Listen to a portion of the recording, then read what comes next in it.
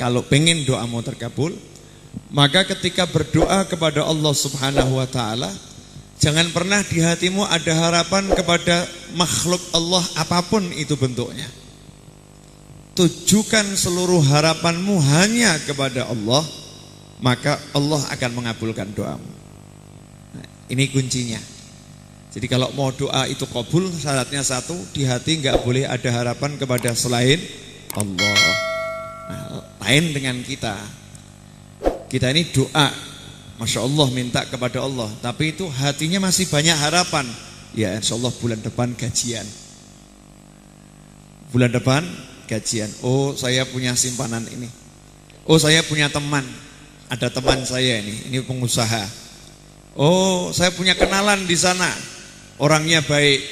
Jadi ketika berdoa itu muncul makhluk-makhluk Allah yang namanya kenalan, yang namanya tabungan, yang namanya simpanan, yang namanya pekerjaan, yang namanya ikhtiar, usaha-usaha kita ini muncul dalam berdoa. Ini yang menyebabkan doa itu tidak terkabul. Kenapa? Lawang kamu minta sama Allah kok kamu mengandalkan selain Allah. Seharusnya ketika minta kepada Allah ya udah, nggak usah disebut. Yang lain tuh nggak usah diingat-ingat. Meskipun kita punya kenalan, jangan pernah berharap pada kenalan kita. Meskipun kita punya pekerjaan, jangan pernah berharap pada pekerjaan kita. Meskipun kita punya tabungan, jangan pernah berharap pada tabungan kita. Kenapa? Tabungan bisa hilang, kenalan bisa berubah jadi permusuhan, ya bisa berubah jadi permusuhan. Kenalan bahkan bisa mengatakan mohon maaf, saya nggak bisa bantu, atau mungkin kenalan mengatakan saya udah capek bantu kamu, dan seterusnya. Itulah yang menyebabkan doa kita nggak kabul, karena hati kita masih bergantung pada selain Allah Subhanahu wa ta'ala. Doa tanpa mengharap pada makhluk, ini gampang atau susah? Halo? Doa nggak pakai mengharap sama makhluk itu gampang atau susah? Susah. Nah judulnya doa itu mengharap kepada siapa? Lah kok masih mengharap kepada selain Allah? Berarti kita mengandalkan selain Allah, dan kita masih ragu pada kemaha kekuasaan Allah Subhanahu wa ta'ala. Maka kata Habib Ali, jangan begitu. Tujukan semua harapanmu kepada Allah, pasti kabul. Pasti kabul. Ya Allah. Dah kalau udah ngomong begitu, jangan mikir apa-apa. Ya Allah, cuman kamu yang bisa. Ya Allah, cuman kamu yang punya. Ya Allah, cuman kamu yang kaya. Ya Allah, cuman kamu yang mampu. Ya Allah, tolong saya. Tolong saya, nggak usah mikir yang lain. Tolong saya ya Rabb, saya pengen ini. Tolong saya ya Rabb, saya butuh ini. Tolong saya ya Rabb, lunaskan semua hal yang membuat saya itu bingung. Tolong ya Rabb, tolong ya Rabb, tolong ya Rabb. Urusan anak saya, tolong ya Rabb. Urusan pasangan hidup saya. Tanpa mengandalkan apapun yang namanya makhluk. Pasti dikabulkan oleh Allah. Kenapa? Karena Allah udah janji, ud'uni astajib lakum. Panggil aku, pasti aku jawab panggilan kalian. Alhamdulillah jenengan ini sebelum doa itu udah tawasulnya Masya Allah. Dengan Simtud Duror ini kan amal soleh yang luar biasa insya Allah. Nah dengan amal soleh yang seperti ini, mestinya kalau kita doa minta itu ya kabul. Mestinya kabul. Tapi seringkali kita lupa. Kita nggak minta sama Allah, sebetulnya kita itu mengharapkan pada selain Allah Subhanahu wa ta'ala. Ini nasihat dari Habib Ali bin Muhammad bin Husain Al-Habsyi. Nah coba kita lihat, mari kita bahas sedikit apa yang disampaikan beliau ini. Kelihatannya sepele ya, tapi ini adab yang luar biasa dalam minta kepada Allah Subhanahu wa ta'ala. Kalau udah minta sama Allah tuh jangan bawa nama yang lain. Jangan dibawa, yang lain itu jangan dibawa, kecuali yang ada hubungannya sama Allah. Misal bawa namanya Kanjeng Nabi, nah itu ada hubungannya sama Allah. Memang Allah yang nyuruh.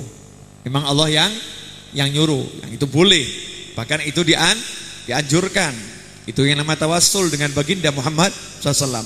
Kalau Anda hadir haul Solo di Maulid, itu ada ceramah setelah Mahalul Qiyam, dibacakan kalam Habib Ali, kumpulan dari nasihat-nasihat Habib Ali yang pernah dikumpulkan Habib Anis, ya, yang dibaca setelah Mahallul Qiyam, setelah qasidah itu ya, dibaca. Ada nasihat Habib Ali di situ. Kalau kalian pengen hajat kalian itu terpenuhi, maka ucapkanlah, ya Rasulullah, isfa' fi hajati indallah. Kan begitu. Panggil Rasulullah, ya Rasulullah. Kenapa kita manggil Rasulullah? Kita berharap kepada Allah dan kita bertawasul kepada makhluk yang memang Allah siapkan, siapkan untuk menolong kita semua. Ya Rasulullah, isfa' fi hajati indallah. Tadi kita baca qasidah itu sebelum doa ya Rasulullah, panggil. Nah itu kan panjang itu. Mungkin jenengan kalau baca itu mau doa enggak kober itu ya. Kepanjangan, apal mungkin juga tidak. Habib Ali ngajarkan yang gampang, ya Rasulullah, isfa' fi hajati indallah. Apal atau enggak apal? Coba diulangi. Ya Rasulullah, isfa' fi hajati indallah. Nah, sambil dibayangkan hajatnya apa? Ya Rasulullah, saya punya hajat ini. Isfa', tolong berikan syafaat agar hajatku ini di sisi Allah dikabulkan oleh Allah Subhanahu wa ta'ala. Ini diajarkan di Maulud Haul kemarin. Itu kalau orang bilang ijazahnya seperti ijazah langsung dari Habib Ali bin Muhammad bin Husain Al-Habsyi. Itu hadiah yang luar biasa. Nah semestinya kalau hidup udah punya itu enggak takut. Nah kenapa? Lawang kita boleh minta sama Allah dan kita punya Allah. Lah kenapa masih bingung? Kenapa masih takut? Kenapa masih khawatir menghadapi kehidupan? Nanti bagaimana ya kalau begini? Lusa bagaimana ya kalau begitu? Nanti kalau ada begini bagaimana? Gak usah bingung. Lah kenapa? Loh kita punya Allah dan caranya minta sudah diajari. Caranya minta udah diajari. Yang ngajarin siapa? Seorang kutub, seorang wali, pimpinan aulia wassolihin, Habib Ali bin Muhammad bin Husain Al-Habsyi. Tinggal kita tiru caranya, kita ikuti langkahnya, hatinya kita juga tiru, rasanya kita tiru, ya pasti kabul. Habib Ali itu kalau maulid dulu di zaman beliau, maulid, Habib Ali punya maulid tahunan. Maulid tahunan itu diselenggarakan awalnya di masjid nggak nampung, sampai akhirnya pindah di lembah, di lembah, karena nggak ada bangunan yang bisa nampung, pindah di lembah. Yang hadir sekitar 50.000 orang, sekitar 50.000 orang. Jangan kita bandingkan 50.000 orang di Indonesia, 50.000 orang, tapi itu maulidnya di kota Sewon. Kota Sewon itu sekarang saja kotanya masih kecil, kemudian dikelilingi oleh gunung-gunung berbatu dan padang Sahara yang luar biasa. 130 tahun yang lalu di Hadramut, mobil belum ada, motor belum ada, kemudian BBM juga belum ada, telepon belum ada, sehingga untuk menyampaikan berita ini dari mulut ke mulut. Masyarakat yang datang 50.000 orang itu ngumpulkannya dari mana? Karena kalau satu kota dikumpulkan paling cuman berapa? Paling ribuan jumlahnya. Di masa Habib Ali itu warga Sewon paling cuman ribuan. Ini kalau sampai 50.000 orang ini dari mana saja orang-orang ini? 50.000 orang hadir maulid, kemudian 50.000 orang ini masuk kota Sewon, tinggal di rumah penduduk karena nggak ada hotel. Tidak ada hotel, gak ada penginapan, tinggal di rumah penduduk, di rumah fulan, beserta kendaraan tunggangannya. Jadi parkir semua di kendaraannya. Di situ kendaraan tunggangannya dikasih makan sama Habib Ali. Jadi kuda-kuda itu dikasih makan. Jadi yang bawa kuda gak usah bingung, nanti cari makan kuda saya dari mana. Gak usah sangu makanan gitu. Karena untuk kudanya juga, kudanya udah disiapkan, ontanya disiapkan makanan. Untuk 50.000 orang makan semua, makan, kudanya juga ikut makan. Dan makan itu dikirim oleh Habib Ali dari rumah beliau ke rumah penduduk, satu persatu rumah penduduk dikasih makan. Saya mau nanya, ada enggak kira-kira gubernur yang berani seperti ini? Dan itu bukan sehari dua hari itu. Ada enggak orang kaya yang berani jamu 50.000 orang? Beserta premium dan solarnya. Jadi Anda bawa motor, Anda bawa bis, Anda bawa mobil itu pokoknya pulang jangan khawatir. Itu tangki bis Anda penuh, tangki mobil Anda penuh, tangkinya motor Anda penuh, dan perut Anda penuh, nggak ada lapar. Jamin begitu minimal 3 hari, kira-kira sanggup enggak? Ada yang sanggup di sini? Ada yang sanggup? Enggak ada kan? Nah terus bagaimana Habib Ali kok bisa menjamin semua itu? Kok sanggup? Kok sanggup gitu ya? Kok bisa? Dapur mengepul tanpa berhenti, terus masak gitu ya, nggak pakai mandek. Tukang masaknya kok nggak capek? 24 jam kali sekian hari masak terus, tukang masaknya kok nggak capek? Kok bisa? Kenapa?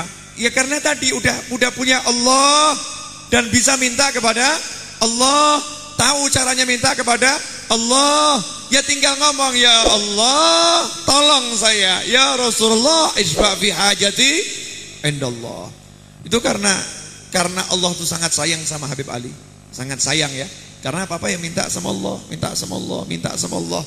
Gak pernah minta kepada manusia, gak pernah berharap pada manusia. Beda dengan kita, begitu punya kenalan berharap, wah ini duitnya banyak ini, mudah-mudahan ikut nyumbang ini. Mudah-mudahan ikut nyumbang. Ini udah minta itu hatinya itu. Hatinya udah minta kepada siapa ini? Udah berharap kepada orang kaya yang baru dia kenal. Ini duitnya banyak nih, mudah-mudahan ikut nyumbang. Jadi bermanis-manisnya, oh gimana Pak? Silahkan minum, mungkin keadaan. Sebetulnya hatinya, ojo lali ya nyumbang. Sebetulnya nggak ikhlas nih semua dia lakukan nih. Ada apa yang dia harap dari orang yang dia layani. Dia pengen nanti ada balasannya, yaitu ikut nyumbang. Tapi lain dengan orang-orang soleh, ketemu orang kaya belas gak ada harapan, minta duitnya sepeser pun gak ada harapan. Gampang atau susah? Bapak-bapak bisa? Insya Allah atau angel? Loh. Ini resep sukses. Jangan pernah berharap pada makhluk, hanya berharap pada Allah Subhanahu wa ta'ala. Nah Habib Ali itu karena sangat sayang ya, tidak berharap pada manusia. Maka Allah yang ngirimkan rezeki. Pernah ada satu orang itu dapat madu yang terbaik. Madu yang terbaik. Orang ini mikir, saya nggak pantas minum madu ini. Ini madu terlampau bagus buat saya. Ini yang pantas minum Habib Ali Al-Habsyi. Maka pergi ke rumah Habib Ali. Habib, ini ada hadiah dari saya, madu kualitas nomor 1. Jazakallah khair, terima kasih banyak. Dipegang sama Habib Ali. Maka Habib Ali ingat, oh fulan itu dari dulu pengen minum madu, nggak keturutan ya. Maka Habib Ali suruh orang, kirimkan ke rumah fulan, bilang hadiah dari saya, dia pengen madu ini. Maka dikirimkan ke rumah fulan. Begitu fulan ini terima, makasih banyak, bilang Habib Ali terima kasih banyak. Maka orang ini mikir, madu ini kalau saya minum sayang nih, saya lebih butuh fulusnya daripada madunya nih. Lebih baik madu ini saya jual. Ya lebih baik saya jual. Akhirnya dijual kepada seseorang. Nah, kemudian orang tadi yang terima ini ingat sama satu orang. Ini fulan ini cari madun. Fulan cari madu yang terbaik. Maka dijual kepada fulan. Maka fulan yang beli ingat pada Habib Ali. Ini yang pantas minum madu ini Habib Ali. Akhirnya dibawa kepada Habib Ali. Habib Ali ini madu yang terbaik ini. Ini buat jenengan. Jazakallah khairan. Tersenyum Habib Ali. Ini madu yang sama yang beliau kasihkan orang ini. Keliling. Jadi nggak mau rezeki itu kemana? Kenapa? Karena hatinya sama Allah ya sama Allah dikasih. Subhanallah. Di tangan satu orang soleh itu satu rezeki udah bisa ngasih rezeki orang banyak itu barokah. Bisa keliling kemana-mana rezekinya. Karena di hatinya nggak ada selain Allah, yang ada cuma Allah, Allah, Allah dan Allah. Lah hati kita ini kebanyakan isi. Makaifa, ya. Dan bagaimana bisa tercetak, bisa memancar? Wa kaifa yusyriku qalbun, wa kaifa yusyriku qalbun. Bagaimana hati seseorang itu bisa memancarkan cahaya yang luar biasa? Sedangkan berbagai bentuk makhluk tercetak di dalam hatinya. Di hatinya ini isinya makhluk. Bagaimana bisa memancar cahayanya Allah Subhanahu wa ta'ala? Bagaimana sholatnya bisa merasakan nikmatnya sholat? Tolong dijawab jujur. Mulai kita balik sampai hari ini, berapa kali kita sholat bisa merasakan enak sampai nangis karena enak, bukan nangis karena sumpek. Ada itu orang yang sholat Masya Allah nangis. Selesai sholat ditanya, kenapa kamu sholat sampai seperti itu? Suami saya kemarin meninggal dunia. Wah, ada jalarannya nih. Jadi bisa nangis dalam sholat bukan karena khusyuknya, tapi karena ingat suaminya. Kenapa begitu? Saya barusan di PHK. Ya, entah putus hubungan kasih atau entah hubungan kerja. Dua-duanya mungkin ya. Makanya dia nangis. Tapi pernah enggak kita sholat dalam satu hari 5 waktu? Allahu Akbar. Takbir itu merasakan nikmat, gak pingin sholatnya rampung. Habib Ali Al-Habsyi mengatakan, saya kalau ruku rasanya itu puluhan ribu tahun saya nggak apa-apa, nggak mau berhenti ruku, pengen ruku terus, bukan sujud tuh, ruku itu paling angel. Ibadah itu dalam sholat yang paling berat ruku. Kalau sujud enak, tangan masih pegang, kaki itu ya, berdiri ya masih enak. Kalau ruku itu kan gantung, tengah-tengah. Kata Habib Ali, saya paling menikmati sholat itu kalau ruku. Ya, kenapa? Karena warka'u marrakiin itu di dalam Al-Quran disuruh rukuk bersama orang-orang yang rukuk. Disuruh rukuk sama orang-orang yang rukuk, menikmati rukuk. Jadi yang dibahas, kamu kalau sholat itu nikmatnya di mana? Di rukuk. Lah kalau kita sholat nikmatnya di mana? Salam. Assalamualaikum warahmatullahi. Nikmat itu, selesai sholatnya. Nikmatnya di salam, maksudnya rampung itu nikmat ini. Lah ini sedangkan aulia sholihin nikmatnya di sujudnya, nikmatnya di rukuknya, nikmatnya di qiyamnya. Merasakan nikmat di dalam sholat. Betul-betul sholat itu dinikmati. Lah kita ini sholat dari mulai balik sampai sekarang kok enggak merasakan nikmat? Berarti kan ada yang salah tuh. Ada yang salah. Lah yang salah itu apa? Dicari. Kalau enggak dicari, enggak didandani, bentar lagi jenengan mati, saya juga mati, kita ya mati. Mosok sampai mati nggak merasakan nikmatnya sholat. Padahal nanti yang pertama kali ditanya nanti bukan yang lain, bagaimana sholatnya, bagus nggak sholatnya, bagaimana sahabatnya Rasulullah kalau sholat sampai ada yang kakinya itu harus diamputasi. Jawabannya, tolong nanti amputasi saya ketika saya sholat. Tadi mau dibius, nggak mau dia. Jangan saya dikasih ramuan nanti saya nggak sadar, nggak mau. Saya nggak mau sedetik pun nggak ingat sama Allah. Nanti kalau kamu sadar, ini digraji sakit tuh, dulu digraji dia, grok begitu. Coba bayangkan, nggak apa-apa, mau digraji juga boleh, tapi dalam sholat. Saya kalau sholat nggak ingat apa-apa. Jadi Allahu Akbar takbir dikerjakan tuh kaki dipotong sampai selesai. Habis selesai itu nggak sadar dia. Assalamualaikum, udah selesai tuh, udah selesai. Nggak sadar kalau kakinya dipotong. Nah coba kalau kita Allahu Akbar, laler nempel, sadar, ya kan? Nyamuk yang tadinya nggak begitu laler, yang tadinya nggak begitu terdengar, begitu sholat langsung terdengar. Bahkan barang-barang hilang yang tadinya itu udah nggak ketemu, kalau sholat langsung ketemu. Kenapa gitu ya? Kenapa kita nggak bisa menikmati sholat? Nah itu yang harus kita cari, dan itu yang harusnya kita minta. Ya Allah, isfa' fi hajati indallah. Apa hajatmu? Sholat biar khusyuk. Lain halnya orang zaman sekarang dibilang nih, kalau punya hajat minta sama Allah, langsung pikirannya fulus wal duit. Betul kan? Cuman fulus sama duit. Gak ada yang mikir hajat seakan-akan ya. Gak ada yang mikir hajatnya itu sholatnya bisa khusyuk, ibadahnya bisa bagus. Caranya bagaimana? Hadirin yang dimuliakan Allah Subhanahu wa taala. Saya tadi pagi kedatangan tamu. Tamunya minta nasihat. Saya dikasih Allah itu kok ngasih nasihat sepele aja untuk diri saya sendiri.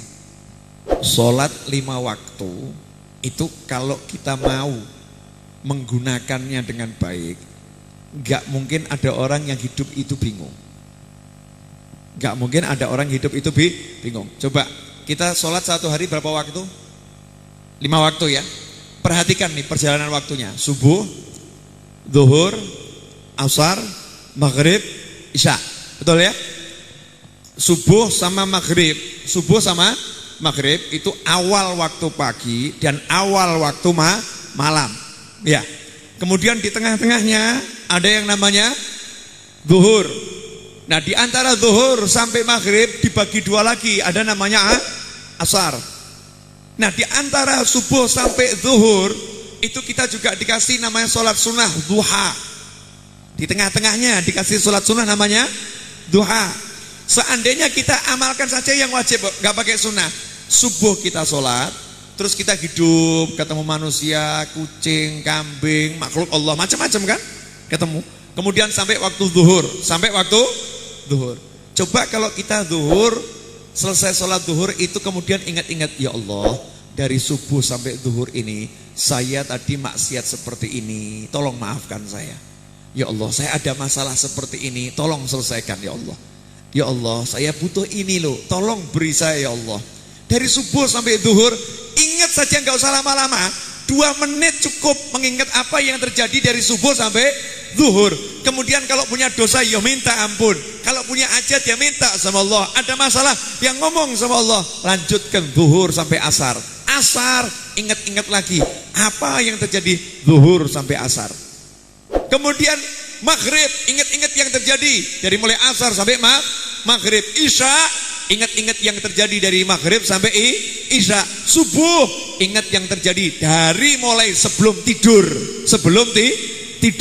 sampai waktu isya. Dari isya sampai sebelum tidur. Subuh minta ampun. Kira-kira gitu ya, punya dosa enggak kita? Kira-kira punya dosa enggak? Enggak punya. Kenapa? Lalu dosanya pagi enggak pernah sampai sore kok. Dosanya pagi itu enggak pernah sampai sore. Dosanya pagi zuhur udah hilang, udah minta ampun sama Allah dan diampuni Allah. Siang baru punya dosa, asar udah hilang itu, diampuni oleh Allah Ta'ala. Habis asar baru punya dosa, hilang, diampuni Allah di maghrib. Maghrib punya dosa, isya hilang, karena kita introspeksi. Terus begitu. Kalau itu dijalankan, gak ada yang hidupnya susah. Hidup susah tuh karena kebanyakan dosa tuh. Yang buat manusia ruwet hidupnya karena kebanyakan dosa, karena kebanyakan salah, karena kebanyakan maksiat. Lah kalau kita maksiatnya sedikit, dosanya sedikit, maka kita tergolong orang-orang yang bertakwa. Orang yang bertakwa itu bagaimana? Orang yang bertakwa disifatkan rezekinya datang dari segala arah. Kalau ada masalah, Allah yang memberikan solusi dari segala arah solusinya. Gak pernah ada masalah. Lantas apa yang salah dalam diri kita? Kenapa sampai hari ini banyak masalah nggak selesai? Banyak hal membuat hati resah. Bahkan hal kecil saja bisa membuat kita bingungnya luar biasa. Kenapa? Jangan sampai jenengan udah rutin ikut maulid Simtuduror, naudzubillah min dzalik, kok sampai gara-gara mikir mau dipecat dari perusahaan saja langsung stres. Itu mestinya orang yang ahli Simtuduror gak boleh punya hati seperti itu. Gak boleh punya hati seperti itu. Hatinya dalam kondisi apapun kuat. Dalam kondisi apapun kuat. Hadirin yang dimuliakan Allah Subhanahu wa taala. Terakhir, tapi belum selesai. Tenang. Ya alhamdulillah. 25 menit sudah saya berbicara. Ini kan sekarang udah jam 12 kurang 9 menit. Insyaallah nanti 12 lewat 15 menit selesai. Jenengan jam 12:30 bisa meninggalkan tempat ini sampai rumah nggak terlampau pagi ya, karena udah kehujanan dari mulai jam berapa tadi kehujanan nih? Dari awal ya. Nah ya alhamdulillah. Sudah lapar? Sudah dari mulai lapar sampai kenyang ya, kenyang angin gitu ya. Masya Allah. Nah, kita ini tiap hari tahlilan, Masya Allah kan ya. La ilaha illallah, tiap hari tahlilan. Tapi kenapa kalimat tahlil kita kurang menggetarkan diri kita dan kurang menggetarkan orang lain? Karena tauhid kita ya juga kurang benar. Amaliyah kita ini kurang benar, sehingga efeknya daripada kalimat-kalimat itu juga enggak najem gitu loh, enggak nonjok efeknya. Tidak memukul hati kita. Kenapa enggak mukul? Karena memang diri kita sama Allah itu jauh Kenapa jauh? Kita sendiri yang memberi benteng untuk ketemu Allah Subhanahu wa taala. Padahal Allah dekatnya luar biasa. Kita batasi dengan yang namanya pola pikir, kita batasi dengan yang namanya cara, kita batasi dengan namanya usaha, kita batasi dengan namanya ilmu, kita batasi dengan namanya kepandaian, kita batasi dengan namanya kesombongan. Padahal Allah dekatnya luar biasa. Dekat. Allah tuh dekat banget. Boleh nanya. Tolong jawab jujur ya. Jujur. Kita ini kan suka ikut maulid, ikut sholawat, ikut tahlil, dzikir, ziarah wali, betul kan? Coba dicek. Apakah hati kita nggak ada kebencian pada orang lain? Atau mudah benci kepada orang lain? Saya kasih contoh, boleh? Kita naik motor mau ditabrak orang, kira-kira senyum atau langsung marah? Artinya itu mudah benci pada orang lain. Betul kan? Mudah benci pada orang lain. Coba misal harta Anda diambil sama saudara Anda, pinjem gak bayar, ditagih ngemplang, marah atau ikhlas? Coba perhatikan. Cek nih hatinya, coba dicek. Hati kita nih loh, hatinya nih isinya sayang, apa mudah marah, mudah benci, mudah musuhin? Coba dicek. Nah kalau ternyata kita udah maulid terus, sholawat terus, nah kok kenapa ya hati saya masih seperti ini? Kenapa saya mudah marah pada pasangan hidup? Kenapa saya nggak bisa nyayangi anak? Kenapa saya mudah membenci yang lain? Kenapa saya nggak bisa memaafkan orang lain? Kenapa saya nggak mau mendoakan orang lain? Kenapa saya tidak mau berbuat sesuatu yang baik untuk orang lain? Kenapa saya ada permusuhan kepada sekian banyak orang? Kenapa dan kenapa dan kenapa? Jawabannya ada yang salah dalam niat kita dalam bermaulid, niat kita dalam bersolawat, niat kita dalam hidup, niat kita dalam ibadah, niat kita dalam bekti kepada Allah Subhanahu wa taala. Ada yang salah. Didandani mumpung kita masih punya umur, diperbaiki. Jangan sampai nanti naudzubillah min dzalik, sampai meninggal dunia nggak pernah tahu nih salahnya di mana. Sehingga dapatnya cuma capek. Cuman capek. Hadirin, saya mau ambil satu contoh cerita untuk menutup majelis ini. Satu contoh cerita. Ya, mudah-mudahan cerita ini bisa menggugah Anda semua. Ada satu orang gagap. Jadi kalau ngomong nah begitu. Tanpa maksud menyinggung siapapun ya, ada yang gagap. Nah, dia ketika ta'aruf kepada calon istrinya, disuguhin kopi. Kemudian kopi itu diminum. Ditanya sama calon istrinya. Gimana Mas kopinya? Paskah manisnya? Pas. Enak. Dengan gagapnya saya nggak bisa nirukan ya. Ya, pas. Enak. Betul pas, enak. Pas. Enak. Akhirnya perempuan ini masuk ke dalam. Terus dia kembali lagi keluar. Dia kaget, "Mas, mohon maaf, tadi itu saya keliru. Bukan gula, itu garam." Garam. Jawabannya orang ini tadi, "Memang saya suka kopi campur garam. Bukan kopi gula. Saya suka kopi campur garam. Enak. Enak betul. Enak. Betul enak, Mas. Betul enak." Dan menikahlah orang ini, ya, menikahlah orang ini. Setelah meninggal dunia, ini yang gagap ini akhirnya setelah menikah sekian tahun meninggal dunia. Ternyata yang gagap ini kan tulis surat pada sahabatnya itu. Tulis surat pada sahabatnya. Dia katakan pada sahabatnya, dan sahabatnya yang menceritakan. "Sebetulnya aku tidak pernah suka yang namanya kopi campur garam. Tapi karena aku tidak mau melukai hati calon istriku, jadi aku katakan suka. Meskipun dia ngaku salah, aku katakan tetap suka. Aku enggak mempermalukan dia. Dan setiap hari setelah kami menikah, istriku selalu membuatkan aku kopi garam. Karena dipikir istrinya ini kesukaan suamiku. Dan dia gak pernah negur istrinya dan gak pernah cerita pada istrinya. Dia cuma cerita sama sahabatnya. Pertanyaan saya, jenengan ahli maulid, ahli sholawat, bisa gak begini?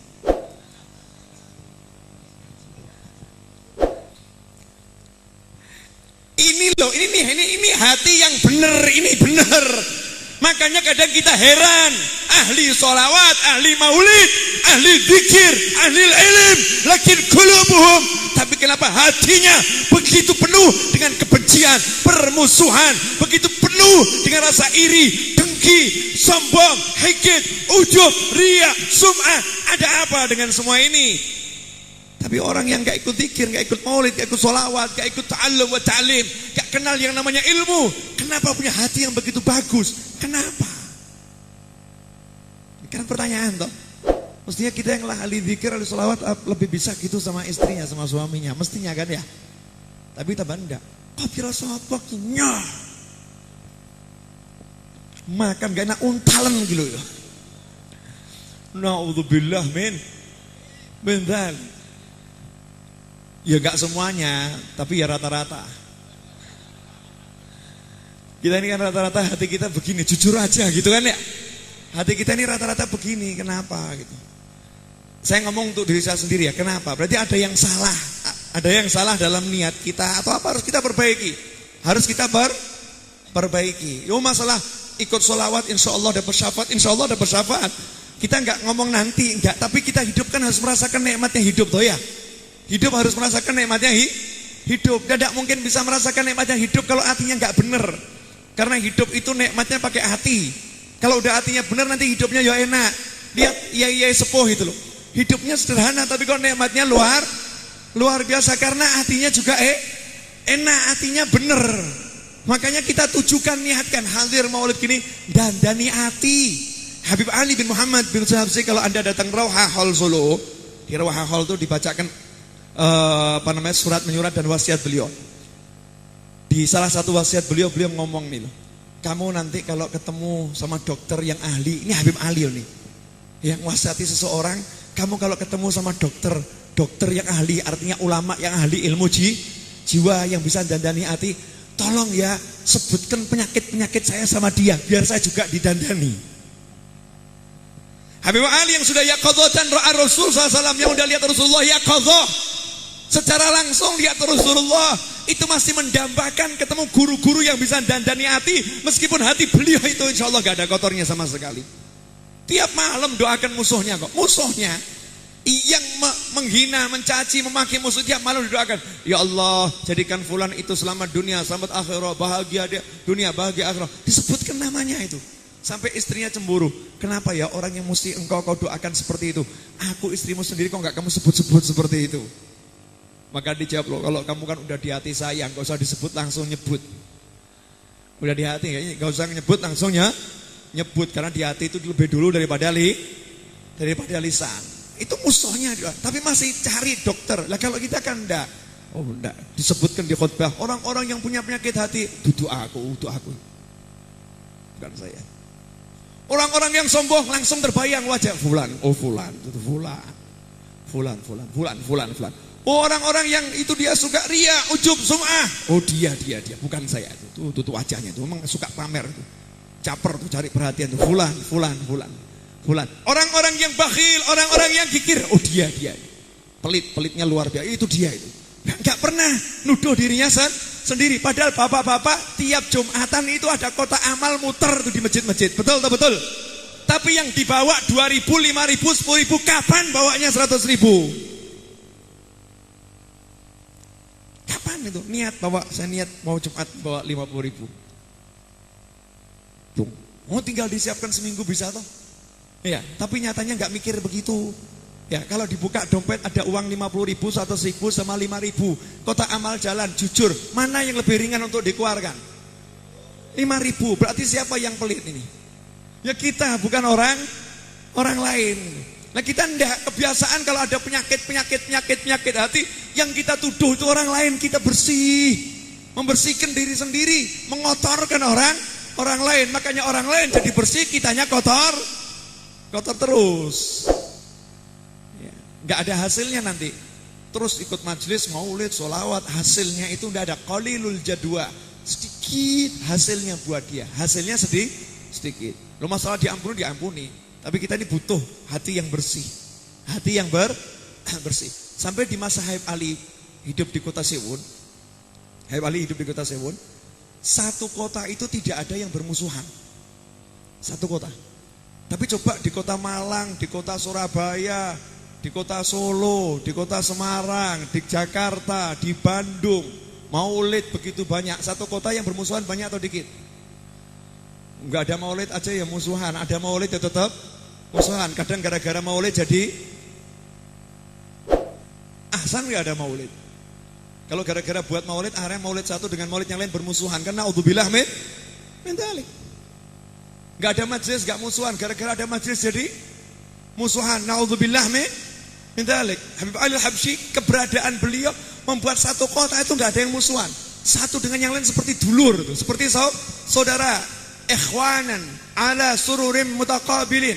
Mereka bersaudara seperti di surga itu. Duduk di atas dipan-dipan, di atas permadani-permadani, di atas kasur-kasur yang empuk, saling memandangkan wajahnya, duduk berdua ke dia, ngobrol dengan penuh senyum. Kita pengen toh ya. Oh jangankan kok, ya Allah beda majlis. Kadang dalam satu panggungnya ada yang bermusuhan kok. Yang di sini enggak insyaallah. Insyaallah di sini enggak. Kadang dalam satu panggung itu duduk bareng, duduknya bareng, tapi buah hatinya ini dia lagi. Ada yang begitu. Naudzubillah min dzalik. Yang di sini enggak, jangan suudzon. Ini suudzon enggak boleh itu ya. Ya, enggak boleh suudzon. Naudzubillah min dzalik.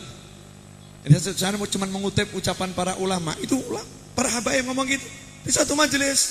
Iya. Badan mereka bersatu, tapi hatinya enggak bersatu. Hatinya bermusuhan. Hatinya ada iri dengki antara satu dengan yang lain. Yang tadinya datang naik sepeda ontel, tiba-tiba kok datang naik mobil. Wah, nipu siapa dia ini? Yang lain iri nih. Oh, dia bisa naik mobil kan? Nipu siapa dia itu? Oh, ini rupanya ada orang kaya yang dia tipu nih. Oh, dia bawa nama majelis, jangan-jangan nipu orang kaya. Ini mulai suudzon lagi nih.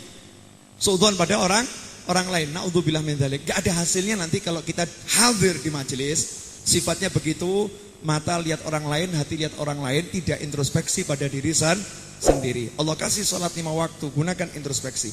Gunakan untuk minta hajat kita kepada Allah setelah sholat. Gak ada doa yang ditolak sama Allah. Doa yang dipanjatkan selepas sholat itu waktu yang paling kabul. Habis sowan ketemu Allah minta. Cuman ada caranya tadi kan. Isfa' fi hajati ya Rasulullah, isfa' fi hajati indallah. Mohon maaf, semoga yang sedikit ini barokah ya, dan semoga manfaat. Alhamdulillah, waktu menunjukkan pukul 12:09 menit, sekitar 40 menit saya berbicara. Insya Allah ada manfaatnya khususnya untuk saya dan untuk semua yang mendengarnya ila yaumil qiyamah. Amin Allahumma amin. Mohon maaf, waktu saya kembalikan kepada pimpinan acara. Wabillahi taufiq wal hidayah. Wassalamualaikum warahmatullahi wabarakatuh.